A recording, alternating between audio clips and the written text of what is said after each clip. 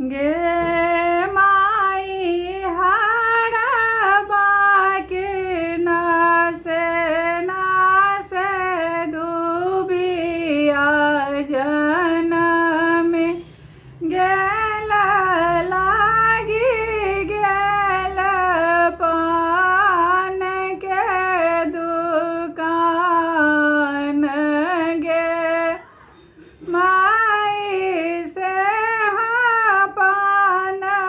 खेलने मैया से बड़का मैया रंगील लबती सम्मुख